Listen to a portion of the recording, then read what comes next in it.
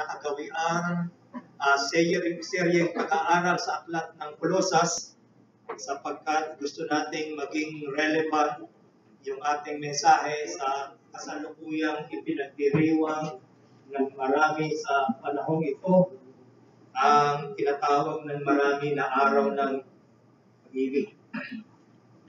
Gusto ko pong makita ninyo, kaya sinimulan natin ang ating pagbabasa ng mga salita sa Kolosas pa din, sapagkat gusto kong makita ninyo ang dalawang mahalagang mga katotohanan mula sa mga talatang ating napag-aralan na noong una. Ano yung dalawang mahalagang mga katotohanan ito? Si Kristo ang ating buhay. Pangalawa, si Kristo ang ating kapuspusan. Christ is our life and we are complete in Christ. Ano po ang layunin natin? Bakit natin sinimulan yung ating pagbabasa ng mga talata sa mga katotohanan ito? Sapagkat gusto kong dumating po tayo sa kalagayan upon realizing and upon understanding the truths concerning our status, our standing in Christ, that indeed we have a life and our life is Jesus Christ, and that we are complete, we do not lack anything because we are complete in Christ. Ang purpose, ang goal natin ay ang magawa nating masasabi sa lahat ng mga bagay.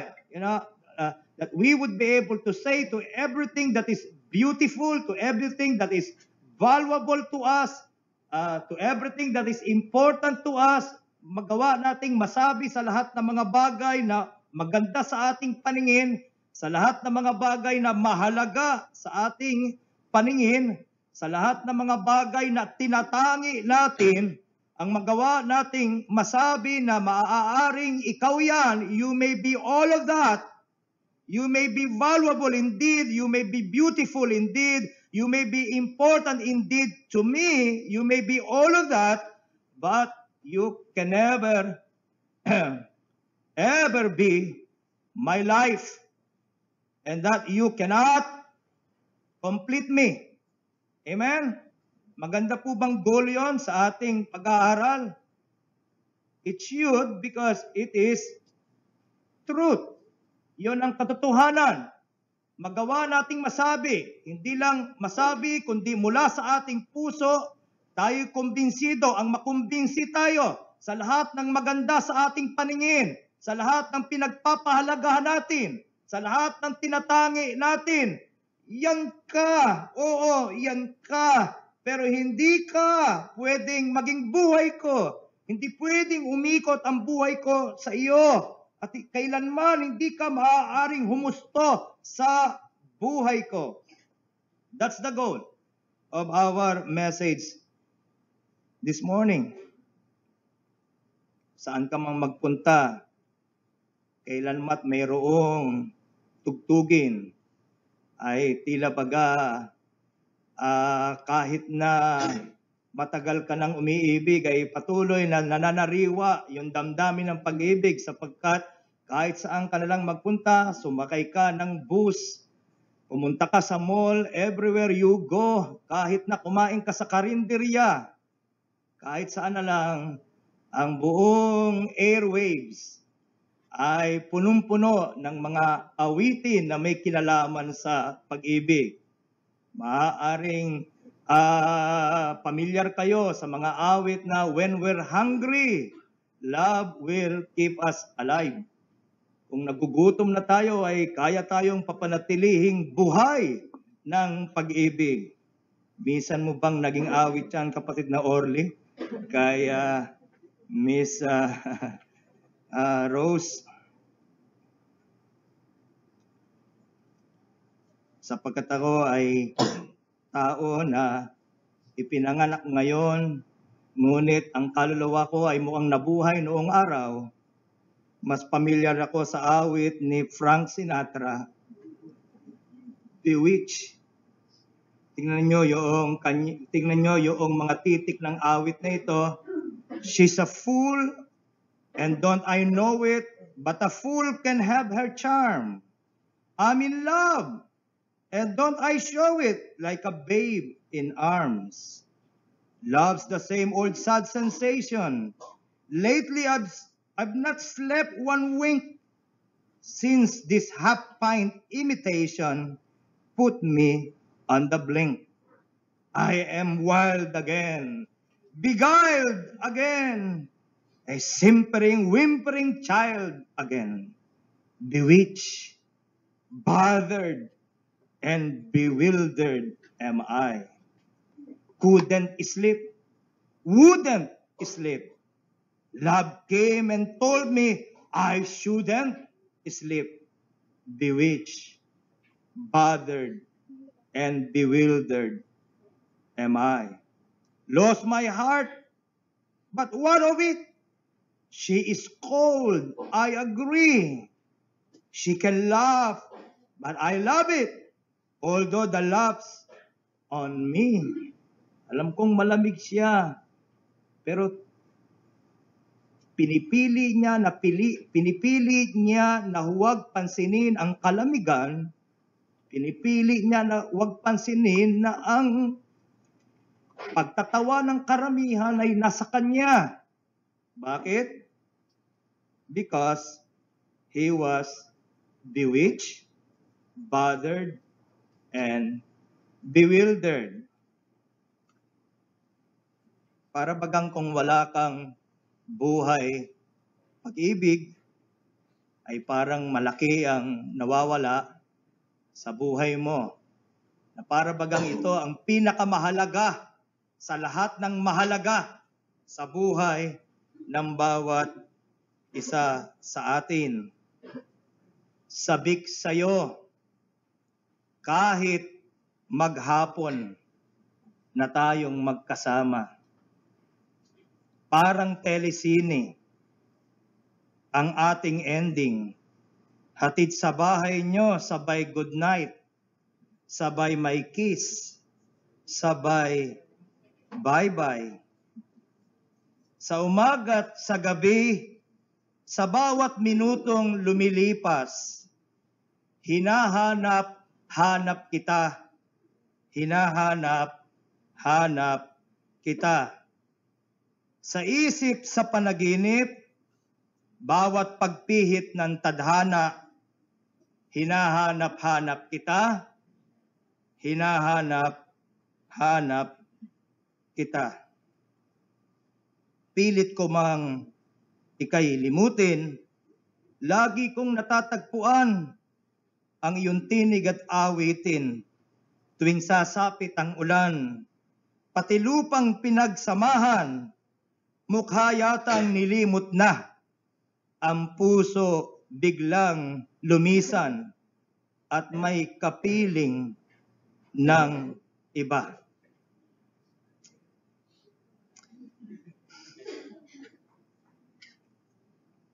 Sa school, sa flag ceremony, hanggang uwian araw-araw, hinahanap kita.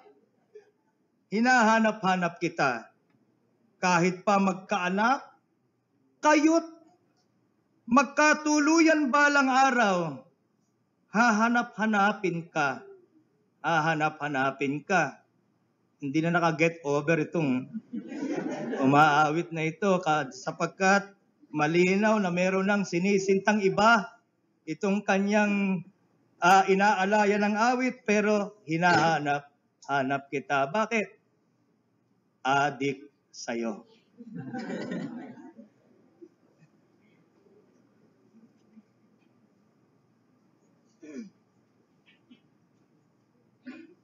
Kailangan meron kang minamahal. Kung wala kang minamahal, walang kahulugan ng buhay, basyo ang buhay. Ito ang diwa na umiiral kahit na maling pagmamahal.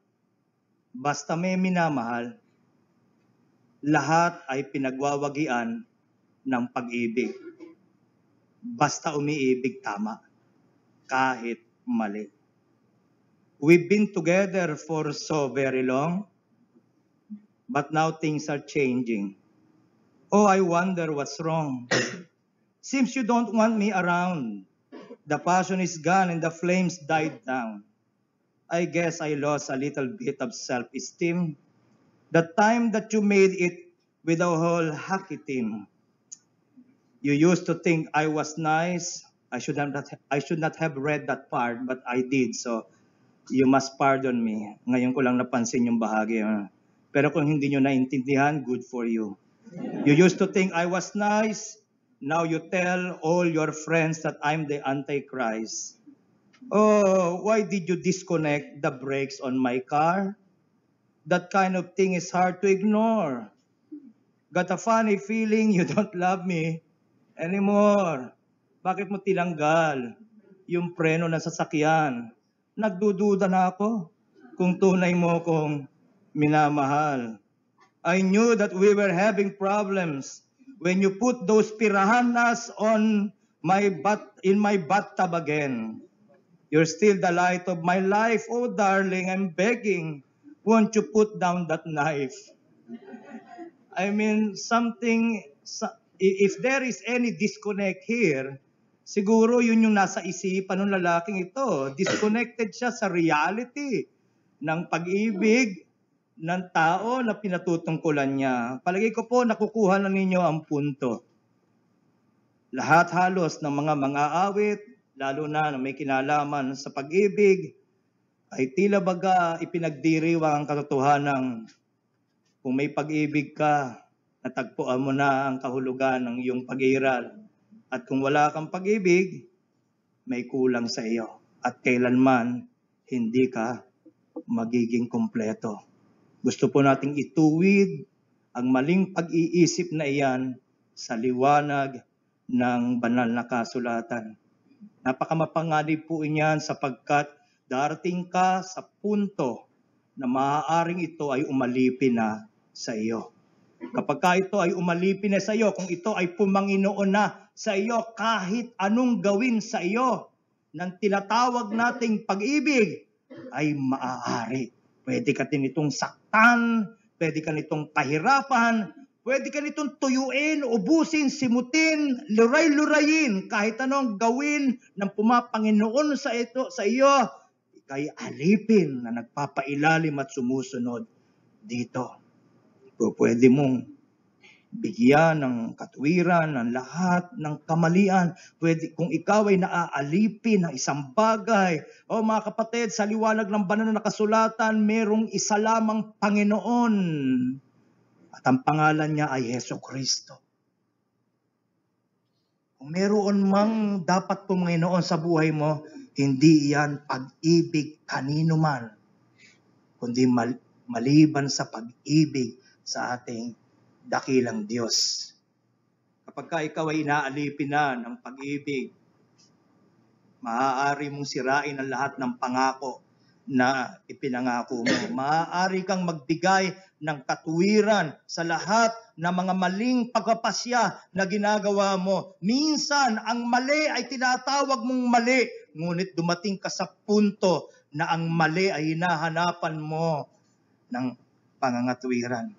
Nagagawa mong pagkanulo ang katapatan mo sa iba, lalo naman ang katapatan mo sa Diyos, sapagkat inaalipin ka ng wala sa lugar na pag-ibig.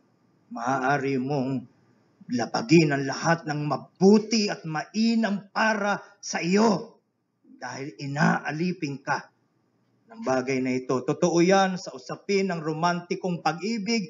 Totoo din yan sa ibang pumapanginoon sa atin. Totoo yan sa trabaho. O pwedeng hindi mo namamalayan, nauubos na ang kalusugan mo. Pinapatay ka na ng hanap buhay mo, ng trabaho mo, ngunit ito'y umaalipin sa iyo. Maaaring isa yang ambisyon, isa yang pangarap, gayak mong iwanan, gayak mong awayin ang lahat, gayak mong tapakan ang lahat, makuha mo lamang itong iyong pangarap. Ikaw ay inaalipin ng iyong pangarap. No, mga kapatid, isang napaka-miserabling kalagayan ay ang ikaw ay maging alipin ninuman.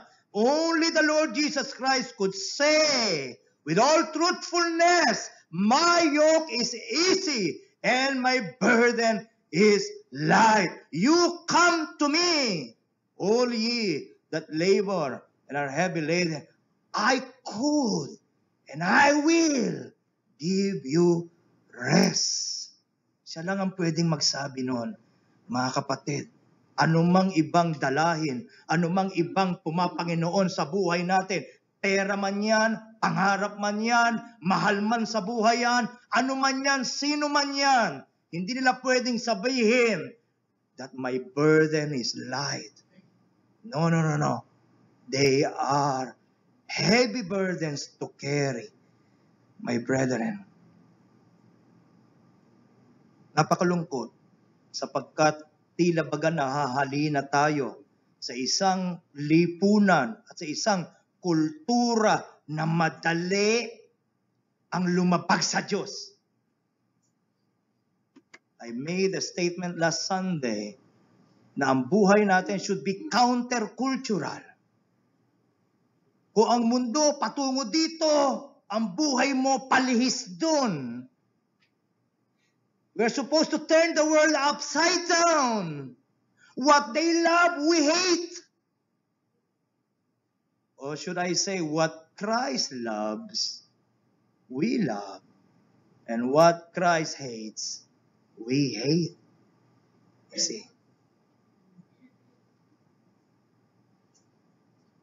Napakalungkot kung ikaw, kapatid, o tayo, mga kapatid, ay naglalagak na ng buo nating pag-asa sa ibang bagay o sa ibang tao maliban sa Diyos. Kung ginagawa mo ng Diyos ang ibang bagay, ako na ang magsasabi sa iyo, kapatid, ang dulo niyan ay kabiguan. Ako na magsasabi sa iyo.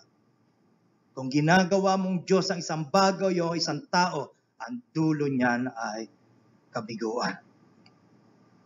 Pag-aralin natin yan, mga kapatid. Sa liwanag ng Genesis, this would be our main text, Genesis chapter 29.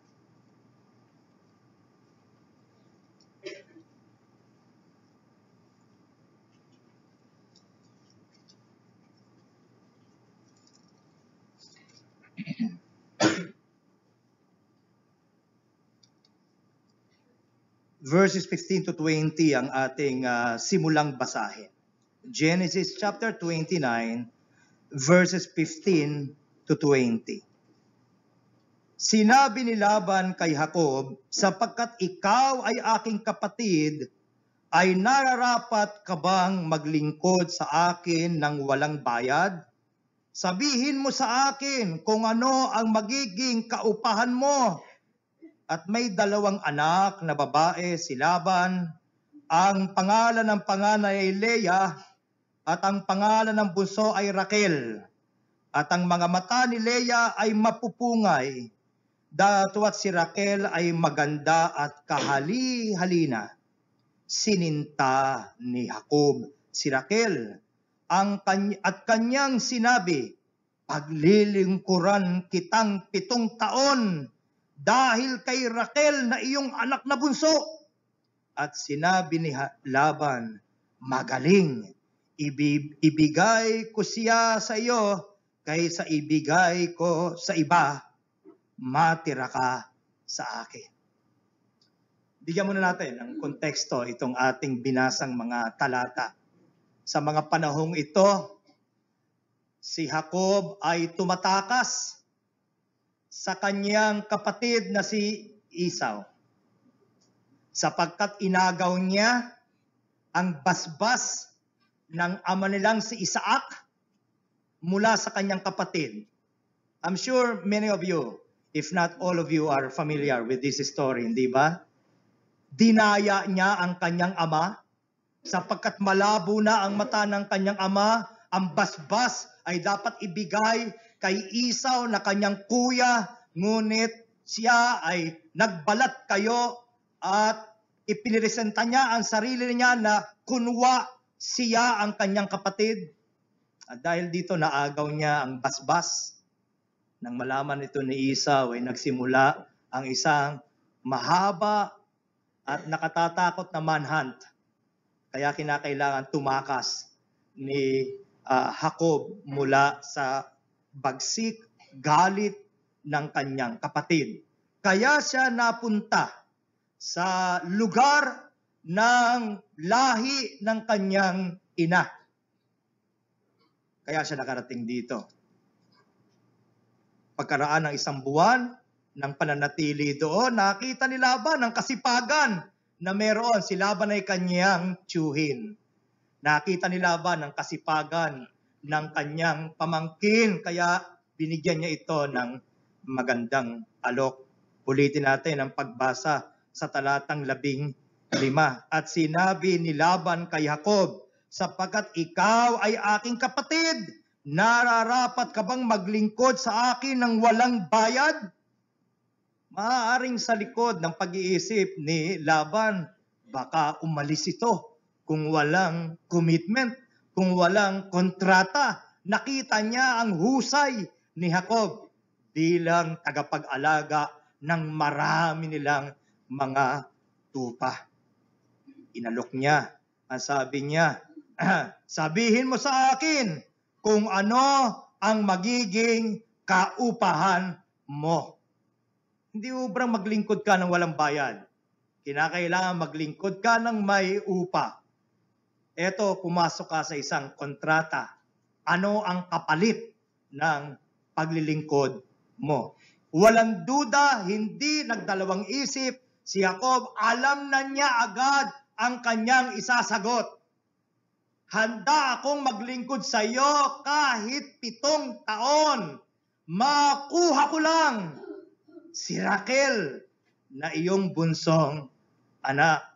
Kung babasahin po ninyo, sapagkat na kayo humahagik-hik, habang binabasa ko ang konteksto ng mga talatang ito, nung unang magtagpo, maalala ninyo sa balon, si Jacob at si Raquel ay nabighani na agad ito.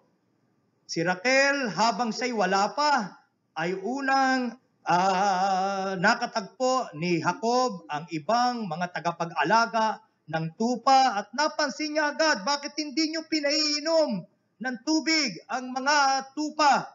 Sabi ng mga kasama niya sa konteksto ng mga talatang ito, hinihintay pa namin yung ibang mga tupa. At ang takip ng balon ay lubhang malaki.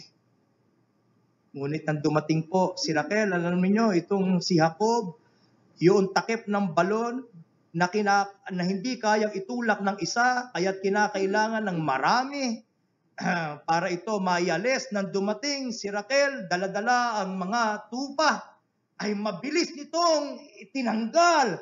Ang sa normal na kalagayan ay hindi natatanggal ng isa, na nagawa niyang itanggal ang takip sapagkat nakita niya ang kagandahan ni Raquel. Ano ang sabi? Totoo, yung awit ng isa nating kapatid, ako si Superman pagkasama kita. Ngunit kung mawawala ka, sino ako? Di si Fred Panopio. Amen.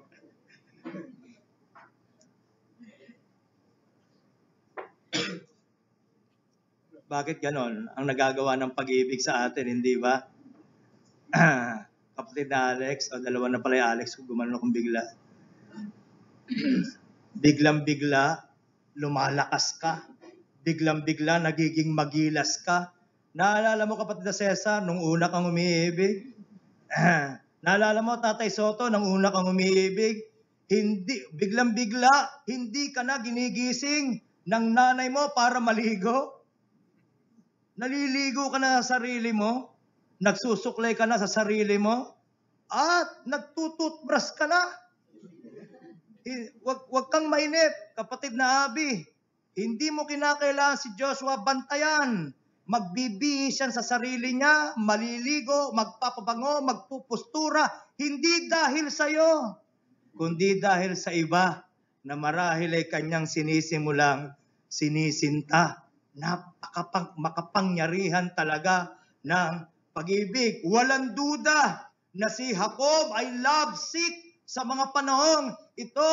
Lubha siyang nababaliw sa pag-ibig. lubas siyang nababaliw na mabilis hindi niya nakita ang kamangmangan ng kanyang alok kay Laban. Kahit 7 taon, handa akong maglingkod sa iyo. Makuha ko lang si Raquel. Gayong katindi yung kanyang pag-ibig. Parang ikaw na nangutang sa kung sino. Hindi mo naisip, mahirap palang bayaran yon para lang maibigay mo sa iyong minamahal ang gusto mong ibigay. Napakalaki po na nagagawa ng pag-ibig. Napakamali sa maraming pagkakataon.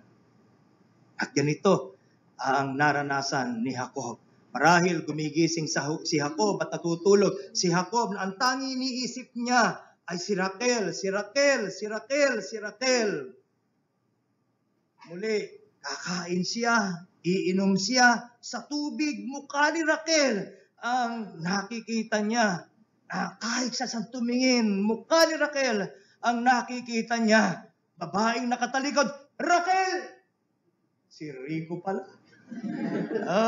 Napakalaki ng nagagawa ng pag-ibig. Parang gusto mong paikliin ang gabi, mag-umaga na uli, para makita mo na siya muli. Naghahangad ka na isang araw, paggising mo, nandyan na lang siya, na hindi mo kinakailangan sumakay ng bisikleta para pumunta sa bahay niya at harapin ang bangis ng mga aso para lang makita ang iyong sinisinta. Oh, how you long for the day, Mr. Sid, na kayo ay magkasama na sa isang tahanan.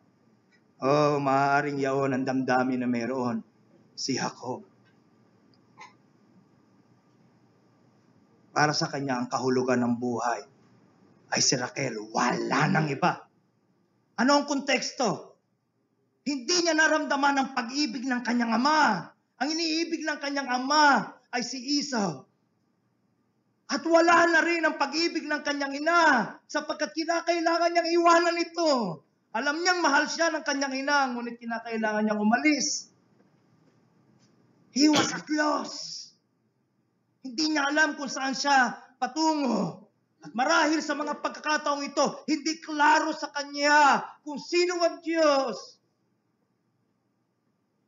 Hinahanap siya ng kahulugan ng buhay at hinahanap niya ito sa lahat ng maling lugar.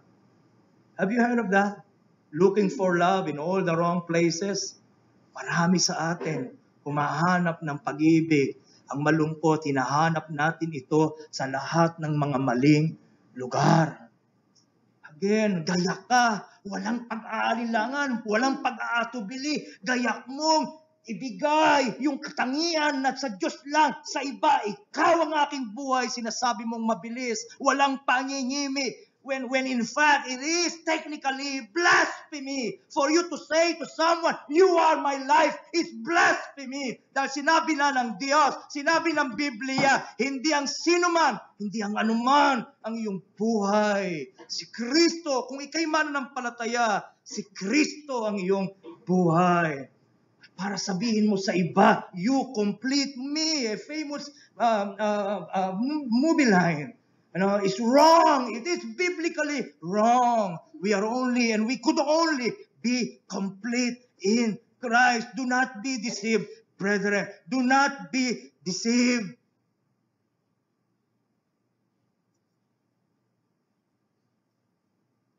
Jacob's life was empty.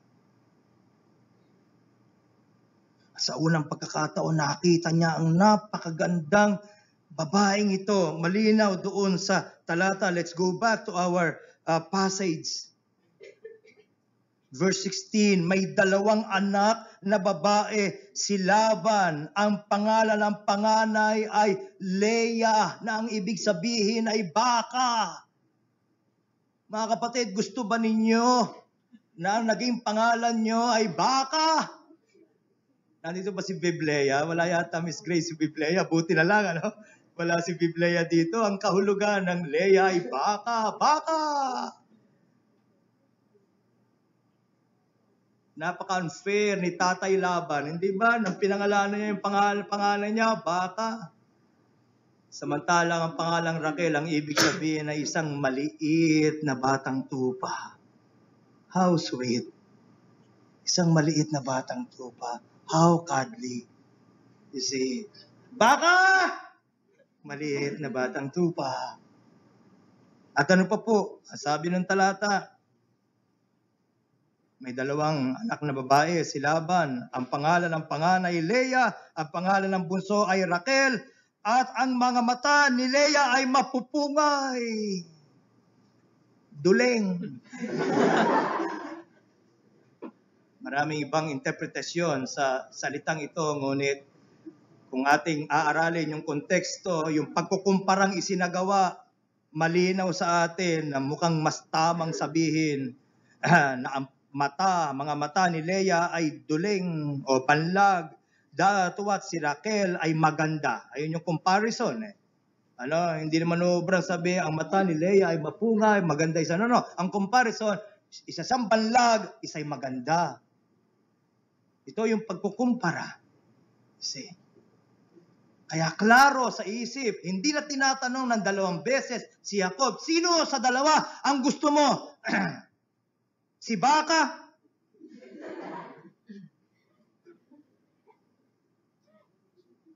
O si Raquel?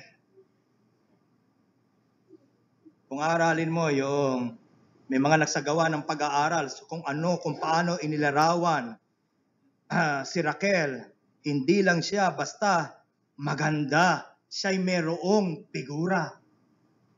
Ito yung dahilan kung bakit minsan hindi man tama ay napipilitan ang mga kalalakihang hindi ko kaya. Nung araw, nung nakita ko si Ma'am Tess,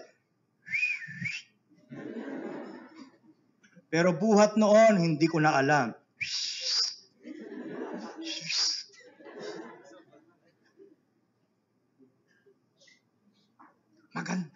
Maganda ang figura. Lahat ng ito na ang hinahanap ko. Ito na magbibigay ng kahulugan sa buhay ko. Kahit 7 taon, handa kong paghirapan. Makuha ko lang siya. And he did. You work hard. At ano ang sabi ng talata? Tuloy natin ang pagbabasa. Sa verse 20, at naglingkod si Jacob dahil kay Raquel ng 7 taon. 7 long years. 7 long years. At sa kanya'y naging parang ilang araw dahil sa pag-ibig na taglay niya sa kanya. That's another sign that Jacob was indeed lovesick. Unang-una, nawala na yung kanyang lohika. Kahit 7 taon, kaya kong ibigay para sa kanya. Ang pangalawa, sobra yung paghahangad niya na kahit yung mahabang 7 taon, parang sa kanya 1 linggo lang. Hindi niya namamalayan ang paglipas ng mga araw. Ang tanging lang gagawin, ang tanging trabaho ni Raquel ay ang lumabas sa pinto. Magpakita. Ang lumabas sa bintana at kumaway-kaway. Sapat na yon para muling matagpuan ni Jacob ang sarili niya na nagbabalik sa kanyang kalakasan. Oh, there is no doubt that Jacob was in love. He was in love. You have heard the story. I don't know if you did hear the story, pero I'm sure na ikwento ko na ito sa mga kabataan nung ako ay pumipinta kasi, nung ako ay sumisinta kay Ma'am Tess. Merong isang okasyon na kinakailangang gumawa ng halaya, isang malaking kawa ng halaya. Ako po ay nag-volunteer. Ako lang po ang maghahalo ng halaya, isang malaking kawa. Nung simula, madali. Si halo at si Ma'am Tess lalabas sa pinto. Babalik. Sisilip sa bintana, pagka mukhang nakikita niya, napapagod ulit ako. Babalik. Kasi yun lang ang trabaho niya, maglalabas ng tubig, maglalabas ng kung ano. At ako, walang tigil. Napansin ni Joel, yung kapatid niya, na tila baga ako'y napapagod. Sabi niya, tulungan na kita. Hindi, kaya ko. Huwag mo akong tutulungan, napakadali nito eh. Talagang hindi ko binitawan. Kayong mga nagluto na ng halaya, na isang kawa, alam ninyo kung gaano kahirap yan. Pero talagang pinilit kong haluin, dumaan. Si Tata Tito, isa sa mga uncle ni Ma'am Tess, sabi niya sa mga pamangkin niya, si Eric, tulungan niyo, hindi kayang-kaya ko. Napakadali ho nito. Sumakay ka pa. Kinakailangan malapot. Kailan po ba nalalamang luto? Pagka hindi na bumabagsak doon sa sa sandok. Bakit bumabagsak? Baka may kulang. Hindi. Natapos mga kapatid, nanginginig ang aking buong katawan. Ako ay nagpaalam. Binigyan ako ni Ma'am Tess ng pauwing alaya. Sabi ko, sa ibang araw ko na uuwi. Bakit? Hindi ko magawang hawakan. Ako po ay sumakay sa jeep at umuwi. Hindi ko magawang mahawakan yung hawakan ng sasakyan. At hindi ko magawang kumuha ng pera at iabot sapagkat hanggang ganito na. I was in love. I was willing and ready to do anything. And I must admit, sa mga panahon na yon, sa pag-iisip ko, siya ang buhay ko. Hindi malinaw sa akin. Hindi klaro sa akin ang mga katotohanan ng banal na kasulatan. You know what? Sa totoo lang, napaka-recent nung ma-realize ko na hindi pala gayon ang dapat natanaw. When I had my kidney failure, doon ko na-realize na ang aking may bahay, hindi dapat ako ang kanyang maging buhay, and vice versa. Dahil maaaring mawala kami sa isa't isa. Pero sa mga pagkakataong ito, hindi ito malinaw kay Jacob. And so, naglingkod siya. Dumating na yung araw. Let's continue reading. Let's continue on reading verse 21 of the same chapter. Genesis 29 verse 21. At sinabi ni Jacob kay Laban, ibigay mo sa akin ang aking asawa sapagkat naganap na ang aking mga araw upang ako'y sumiping sa kanya. I mean, he was as straight and as clear as can be. Even at that time, even during that time, hindi tama yun. Pero sabi niya, in so many words, I want to have sex with your daughter. I've done my duty. Natapos ko na yung tungkulin ko. Bigay mo sa akin yung pinagtrabahuhan ko. Again, he was lovesick. Pagkatapos ng mahabang panahon, ito na yung pinagsasabikan ko. Ito yung pinagtrabahuhan ko. Ito yung pinaghirapan ko. Ito ang magbibigay ng ligaya at kahulugan sa buhay ko. Ito nangyari. Let's continue. Sa verse 22, pinisa ni Laban ang lahat ng tao roon at siya ay gumawa ng isang piging at nangyari ng kinagabihan na kanyang kinuha si Leah na kanyang anak, dinala niya kay Jacob, siya ay sumiping sa kanya. At sa kanyang anak na kay Leah, ibinigay na pinaka-alilang babae ang kanyang alilang Silpa at nangyari na sa kinaumagahan, narito si Leah at kanyang sinabi kay Laban, ano itong ginawa mo sa akin? Hindi ba kita pinaglingkuran dahil kay Raquel? Bakit mo nga ako dinaya?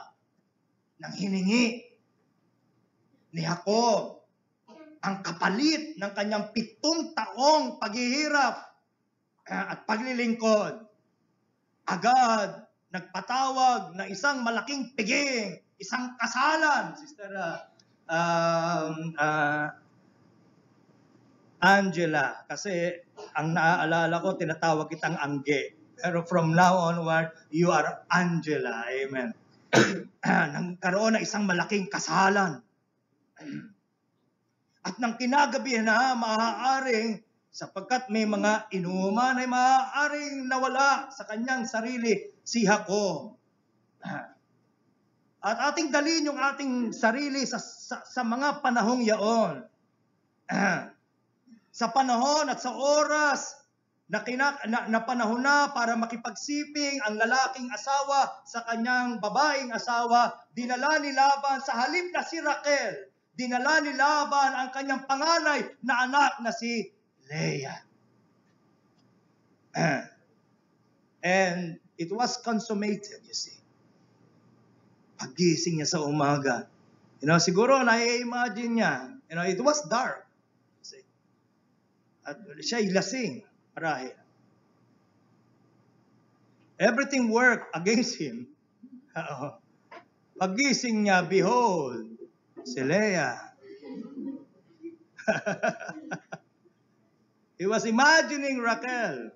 He was imagining Rachel, ang napagandang babae na kanyang pinagtrabahuan, pero paggising niya, behold, pagmulat ng kanyang mata, siguro kumakanta pa siya, pagmulat ng kanyang mata, it was Leah. Mabilis siyang umalis sa kanyang higaan at hinanap niya ang kanyang uncle. Bakit mo ito ginawa sa akin? Bakit mo ako dinaya? You must understand, he himself deceived his own father. What goes around? Ano nga ba yan? What comes around goes around. What you sow, you will reap. You see? Maaring nagalit siya kay Leah, bakit hindi mo sinabi nung tinawag kita sa dilim? Raquel, bakit hindi ka sumagot na ako si Leah?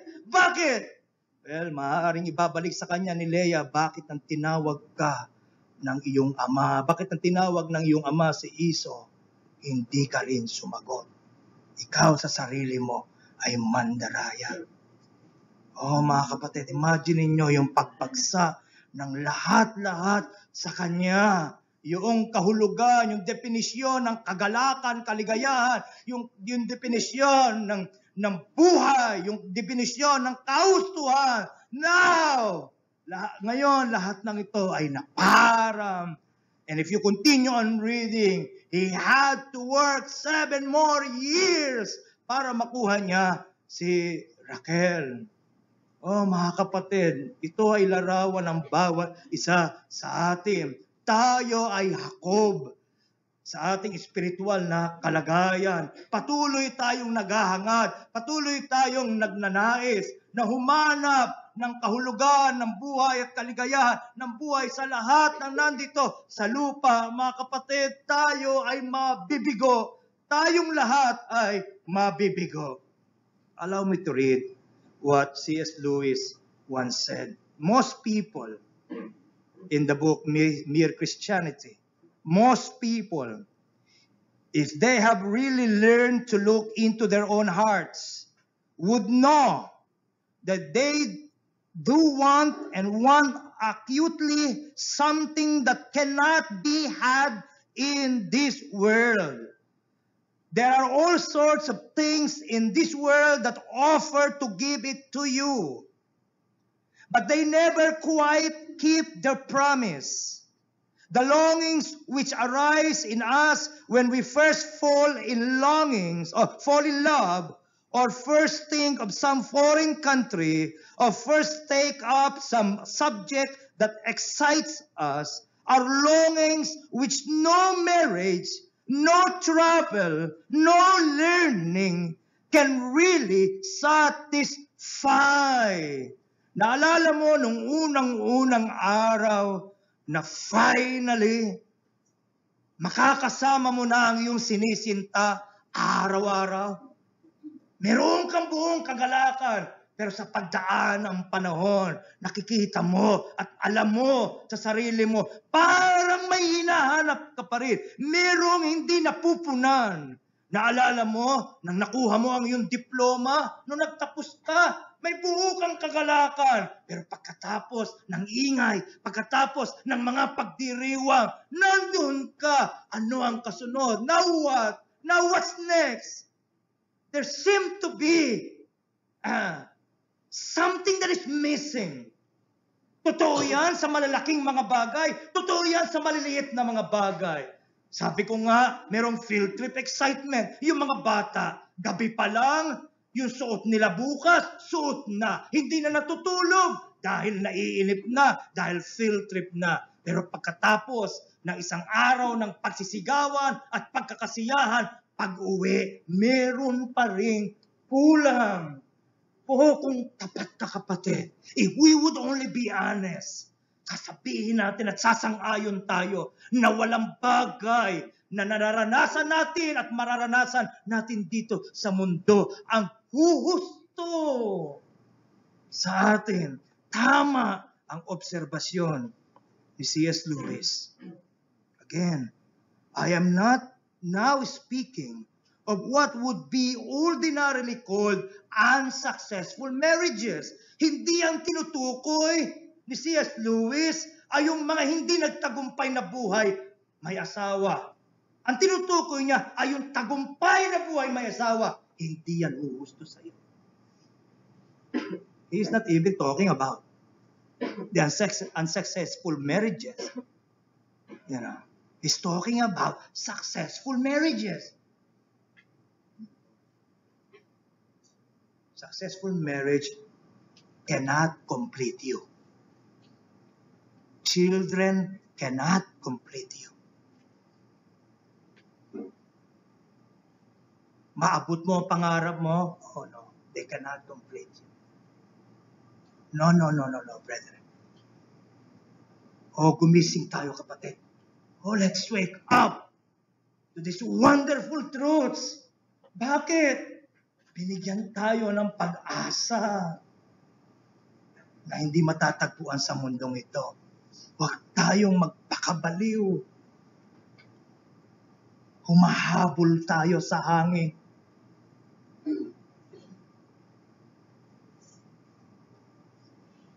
I'm not now speaking of what would be ordinarily called unsuccessful marriages or holidays or learned careers.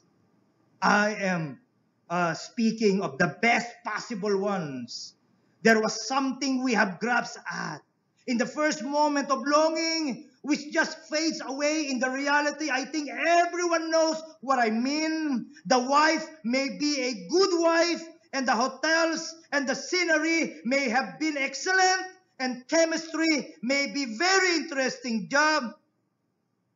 But something has evaded us. May mailap sa atin. Amen? Sobrang sabik ka na makarating sa lugar na yon. Hanggang makarating ka at sasabihin mo, oo, sandali kang sasaya. Pero pagkatapos nun, ito na ba yun? Ito na ba yung ginastusan ko? Ito na ba yung inasam-asam kong makuha o marating? Alam mo kapatid, kung magpapakatotoo tayo, alam mo, na pagkatapos ng lahat, may kulang pa rin.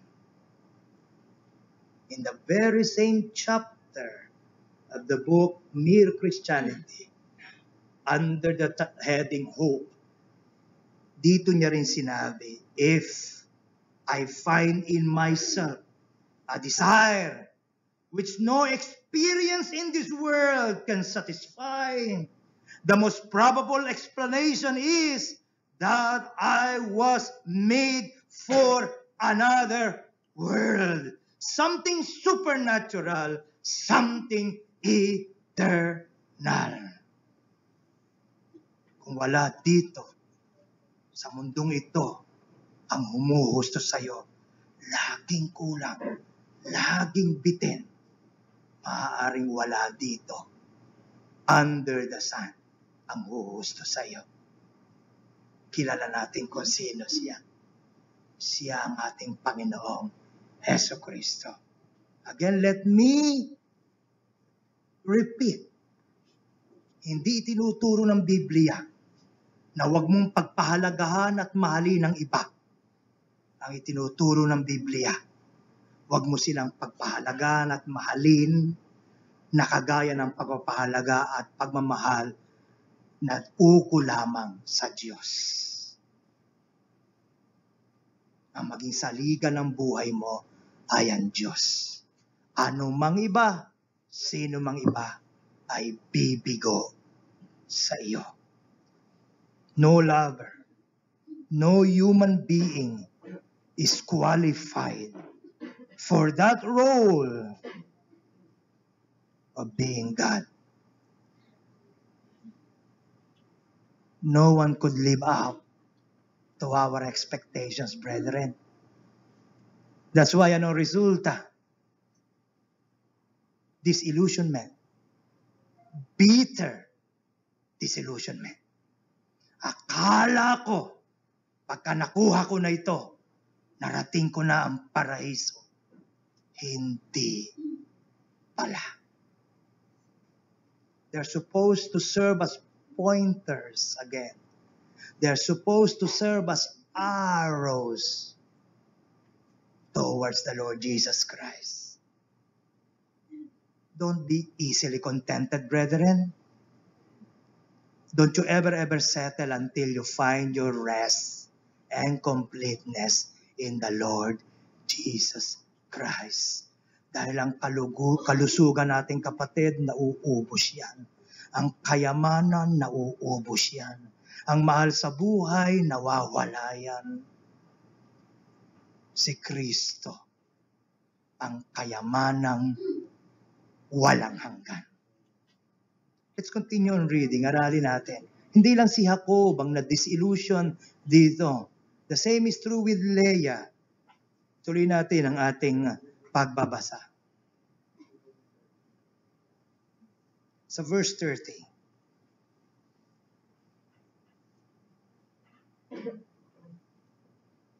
Sa verse 31, at nakita ng Panginoon na si Leah ay kinapopuotan niya. Binuksan ang kanyang bahay bata, datatwat si Raquel ay baog. Oh mga kapatid, eto tayo, kumpleto tayo sa pangarap natin. Ang dami kumpleto na yung ating planner, walang bakanting petsa. Araw-araw may gagawin ako. Eto, kumpleto. Again, brethren. Somebody came to my office for some counseling. They were asking, valid questions. Sabi nila, Pastor, Ninong Pastor, dahil inaanak ko sila. Ninong Pastor, bakit sinunod naman namin lahat? Hindi kami nag-unequally yoke. Nag-asawa kami. Pareho kaming mananampalataya. Hindi kami nagkaroon ng sex before marriage. We kept ourselves pure before marriage. Sinunod namin lahat. Kami ay naghanda para sa aming kasal. Nung kinasal kami, humiwalay kami sa aming mga magulang sapagkat yun ang tama. Sinunod namin na lahat. Bakit nung kami ay magkaroon ng anak, siya ay pumanaw? Bakit siya namatay? You see, merong mga pagtatanong tayo. Bakit? Sabi niya, Pastor, noon kumpleto lahat. Alam namin ang mga susunod-sunod namin gagawin. Hanggang narito ang unang kabiguan sa buhay namin. Mga kapatid, ang buhay sa mundo, puno ng kabiguan. Somebody said, be good to everyone because everyone is having a bad time or having a difficult time. And that is true. That is true. Bawat isa sa atin may hamon na dinadaanan dahil nabubuhay tayo sa isang mundo na maraming kasiraan sapagkat bumagsak sa kasalanan. Puno ng luha, puno ng kabiguan. At hindi nahiwalay sa ganong karanasan si Leah.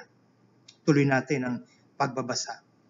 Verse 32. Naglihi si Leah, nanganak ng isang lalaki. tinawag niya ang kanyang pangalan na Ruben, sapagkat kanyang sinabi, sapagkat nilingap ng Panginoon ang aking kapagitian, dahil sa ngayon mamahalin ako ng aking asawa.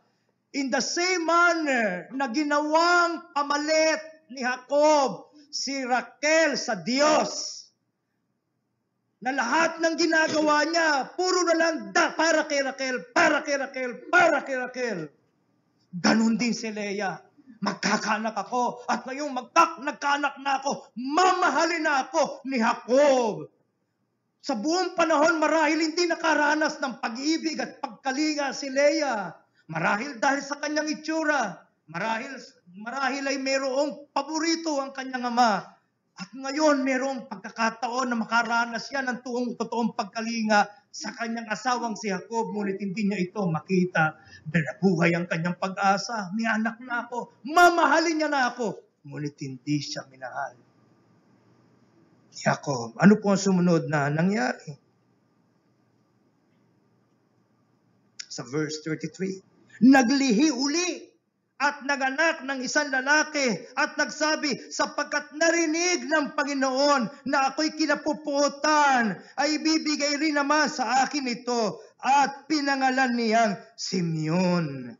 At naglihuli at nanganak ng isang lalaki at nagsabi, ngayoy magsasama na sa akin ang aking asawa, sapagkat nagkaanak ako sa kanya ng 3 lalaki, kaya pinangalan niyang Levi. Every time na magkakaroon siya nga ng anak, nabubuhay yung pag-asa niya.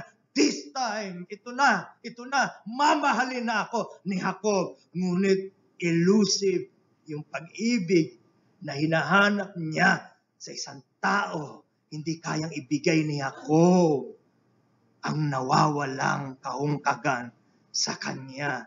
O kapatid, mga kapatid, walang nilalang sa mundo ang pwedeng magbigay ng pwede lang ibigay ng Diyos sa atin. Kung meron mang isa na lumago sa unawa sa mga katotohanan ng iyon, ito ay walang iba kundi si Leah. Ituloy natin ang pagbasa. At muling naglihi, nagkaanak ng isang lalaki, at nagsabi, this time, sabi niya, ngayoy aking pupurihin ang Panginoon. Kaya't pinangalang Huda at hindi na nanganak. She came to the realization na bubuhay ako hindi para kay Jacob. Nabubuhay ako para sa tapat pagpakailanman. Panginoon, Jehovah, the great I am, the faithful one. Ang tapat at tunay. Nabubuhay ako para sa Kanya. Pupurihin ko siya. And when she realized that, when she came to her senses, tumigil na ang kanyang panganganak. Hindi anak ang kailangan niya. Hindi si Jacob ang kailangan niya. Ang kailangan niya ay ang unawa. Ikaw lang ang tapat sa tipan. Panginoon, you are Jehovah. Ikaw lang ang lagi kong kasama sa lahat ng panahon. You are the ever-present one. Ito ang hamon sa bawat isa sa atin, mga kapatid. If you continue on reading, you see, in chapter 30, if I'm not mistaken, mababasa nyo doon, 30-34, na si Raquel pala ay mananamba ng Diyos-Diyosan. Ang buong pangarap ni Jacob, ang nakuha niya ay isang mamahaling hiyas. Ito na ang katuparan ng lahat ng iniisip ko. Ngunit later on nahayag na si Raquel pala ay hindi mananamba ng tunay na Diyos, kundi mananamba ng Diyos-Diyosan. Si Leah ay sumamba rin sa Diyos-Diyosan. Ang pangalan Jacob. Pero hindi doon natapos ang buhay niya. Siya ay bumaling sa tunay na Diyos. At pinuri at sinamba niya ito. And we all know our Bible history. Sa linya ni Leah, lumabas ang Mesiyas sa lahi ni Juda. Isang babae na walang tumatanggap. Isang babaeng walang umiibig. Isang babaeng kinakailangang mamalimos ng pagkalinga. Isang babaeng pinagpala dahil nakilala niya kung sino ang dahilan, bakit siya umiiral. Nakilala mo na ba, kapatid? It is very, very sad, brethren. Sapagkat ang sabi ng banal na kasulatan in John chapter 1, Jesus came to His own, but His own received Him not. Ang sabi ng Isaiah chapter 53 or 52, I'm not very sure, we cannot find any beauty in Him. Walang kagandahan tayong makikita sa Kanya. Ang maraming tao nagpapahalaga sa halos kahit ano lang bagay. Maliban sa Diyos. You are blessed. If you could say from your heart, Jesus, you are altogether lovely. And you are, dear God, my shield and my exceeding great reward. Kilala mo ba siya? Natagpuan mo na ba ang tunay na buhay at tunay na kahustuhan ng buhay na ito? Kung hindi mo pa siya kilala, kapatid, ngayon ang araw na pwede mo siyang makilala. Makipagtagpo ka sa Kanya. Ngayon, makipagkilala ka sa Kanya. Ngayon. Shall we all stand?